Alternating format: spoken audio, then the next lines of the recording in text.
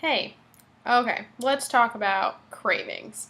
If you are like me, when I was yo-yo dieting and doing all that, I had cravings all the time. Um, it didn't seem like I went a day without having some sort of craving. So, what is a craving? Well, craving can be caused by many different things. It can be an emotional, like connection. It can be walking by something that smells good, that looks good, being, hormonal. All sorts of things can cause cravings. I don't really want to talk about why the craving happens necessarily because it depends. Like you have cravings for different reasons. It's probably the thing that bothers you more than having the cravings is not being able to get past them and binging or overeating as a result of having one. Because, if you have a craving and you eat whatever that crave food is, I'm sure most of the time you might overeat it. And that's probably what's upsetting you more, not the actual having the craving. So I kind of want to talk about more about how to overcome those cravings.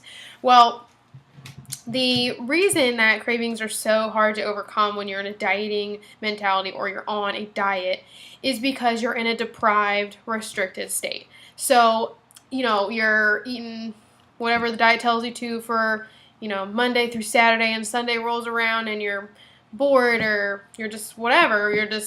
You've done 6 days really well. And Sunday hits and you have a craving for chocolate, I don't know, whatever you crave. And you just can't overcome it.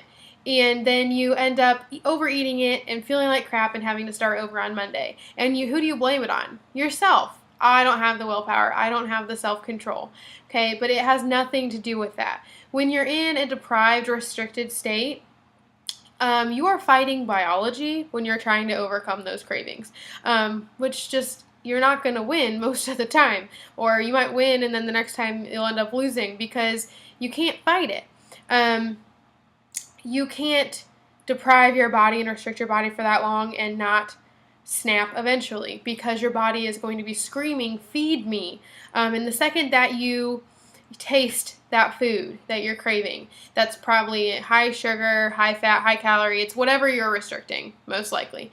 Your body's going to be like, give me more of that, give me all of that, because it doesn't trust that you're not going to deprive it again, so it wants to get as much as it can while it's there. That's, of course, you can't fight that. And so then you end up feeling like crap when you set yourself up in a situation that wasn't winnable. Which just sucks, and it feels bad, and it feels even worse that we feel like we're the ones to blame, when really it's the diet and the deprivation and the restriction. Kind of to give you a mental, or a visual of that, is if you think about it like a seesaw, right? Apparently she wants to help. So let's pretend this side is deprivation, okay? And this side is guilt. So when you start a diet, Monday morning rolls around, you are pumped. You're going to kill this diet. It's going to be perfect. You're finally going to do it. Okay, so as the week goes on, right, this side, deprivation, is going to rise because you're probably restricting calories, not allowing yourself to eat certain foods, depriving yourself of certain things. So this side is going to rise, up, up, up. So however long you make it, let's say it's Friday, Saturday, Sunday, the next week, whatever. Whenever you get to that point of about to break, deprivation is going to be at its highest, right? Guilt's going to be really low because you've been doing awesome. You did the diet like you're supposed to. Great. So then what happens? You can't do it anymore because your body is screaming, I need food, and you just can't fight it after a while. So what happens? You take a bite of something because you tell yourself you can handle it. You tell yourself you can do it. You're just going to have a bite. You're just going to have a little bit. Okay? So your guilt rises just a little. Not a big deal. You just had a bite. You've been good. You deserve it. You've earned it. Okay, but as we know, that usually doesn't stop with one bite because our deprivation is so high that it just can't stop at one bite because our body is not going to allow it to stop at one bite. It is going to be screaming so loudly for that food that you're going to overeat. It's going to happen at some point. So then what happens? You overeat, overeat, overeat, maybe even binge. This is going to go up, okay? That usually leads to, more overeating than we want. It might lead to another meal, another day, another week, whatever. This guilt's going to be up here. But now deprivation is down because we're not depriving ourselves. We're not restricting ourselves, okay? But then, now we feel so guilty that we need to start over.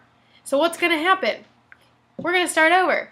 And our deprivation is going to slowly go back up, and our guilt's going to slowly go back down. Okay? This does not happen. It's either here or here. Our life is either good or bad. It's either a good day or a bad day, up or down. Gain the weight, lose the weight. It's all like, ugh. What needs to happen to make this stop? This seesaw stop? Well, if you ever did a seesaw when you were a kid, you know that the way to make it stop is someone has to get off. And hopefully they warn you, because if they don't warn you, they're a jerk. But you got to get off. So what needs to get off? Well, the deprivation. See ya. Because if the deprivation gets off, then there's no need to have the guilt. Okay? Then the guilt will go away. Because the reason that we feel the guilt is because we're depriving ourselves and telling ourselves what we should and shouldn't have. So then when we eat what we shouldn't have, we feel guilty. But if we didn't have those rules in the first place, we wouldn't need to feel guilty. And we would be able to fight those cravings. I'm going to get back to the cravings. I always get off track. So what happens when you break free from dieting and you break free from all the rules and you start listening to your own body and your own hunger? Okay, when you start giving yourself, you rejected that diet mentality and you've given yourself unconditional permission to eat foods that you enjoy. Any food is now allowed. Okay, when you do that, the need to overeat anything slowly fades. I'm not saying it's overnight, but it will go away. Because the reason you overeat is because you're going to deprive yourself again. You know you shouldn't be eating it, and you're telling yourself you're not going to have it again. But when you give yourself unconditional permission, that doesn't need to happen. So intuitive eating is all about eating when you're hungry, eating foods you enjoy.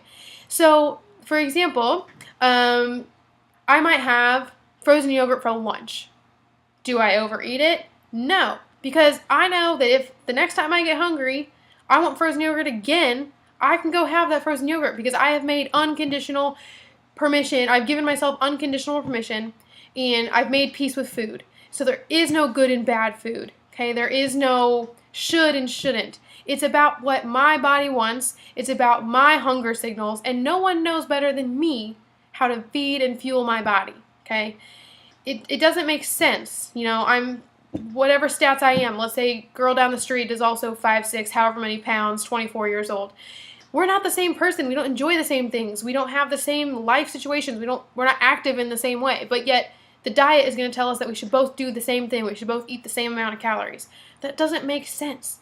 We know what's best for us. We've lost touch with that. If we've been dieting for a while, we've been told that we don't know. We've been told that we can't be trusted, but we can be. And it's when you get out of the diet and the diet mentality that you can deal with cravings. Because guess what? If I'm craving chocolate, if I'm hungry and that's what I'm craving, that's what I eat. And then I'm satisfied because I ate what I actually wanted. And I don't need to overeat it because the next time I get hungry, if I want chocolate again, that's what I'll have. Sorry, I get really excited about this. I'm just gonna calm down a bit. So yeah, there is that need fades. Diets don't take into account your emotions. They don't take into account your hormonal once a month. They don't take into account what you like. Okay, they take into account their rules, and if you don't follow those rules, then you're a failure, and you have to start over, and you have to find the next diet that'll work for you. Guess what? You're going to be searching for a long time, because the reason there are so many diets out there is because they don't work. Why would there be so many if they worked? They need you to think that the next one will work, and the next one will work. But what works is you, and what listening to your body needs, and giving yourself what you enjoy. And you won't have cravings nearly as bad when you're actually eating those foods that you enjoy. And you might come to find out that when you're not on a diet anymore, that you don't even like half those foods that you crave. I just found out yesterday I don't even like oatmeal cream pies. I thought I did because on a diet I crave them because I couldn't have them. But now that I let myself have anything I want, I don't have nearly as many cravings, and I'm finding out that half the crap I craved I don't even like. So yeah, the reason that cravings are impossible to deal with is because of the diet mentality, and the deprivation. When those things go away, you can deal with cravings because you won't have the rules to break, and you'll be able to eat the foods you enjoy. And if you haven't watched many of my videos, or you haven't really looked into intuitive eating that much, this might sound crazy, and that's fine. But it's not, I promise. Okay, I'm not an exception.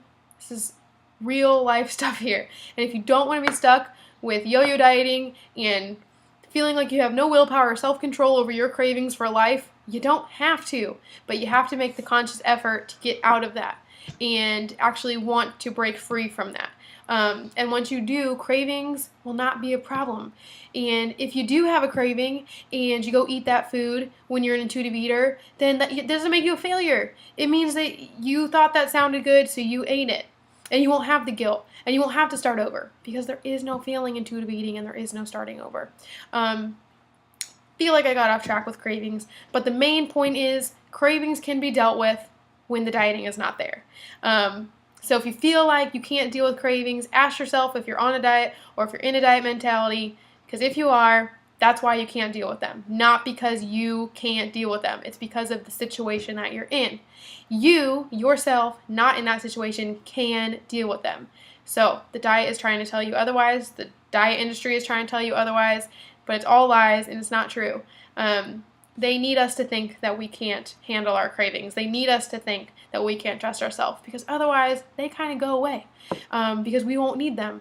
So they need us to need them, and they do that by telling us we can't handle ourselves and we can't handle not being on a diet to lose weight. So again, sorry for getting off track, but hope that this helped. You don't have to be you don't have to feel like you're a failure for giving into your cravings for life. That's not something that you have to do. Okay, you can choose otherwise. So I hope that you check out some of my other videos or find some support out there. Breaking Free from Compulsive Eating and Intuitive Eating are two amazing books. They're honestly life-changing, and I wouldn't say that lightly. So if you're feeling like I'm not convincing you enough or I'm too scatterbrained, check out one of those books, because they are much less scatterbrained. Okay, see you in another video. Bye.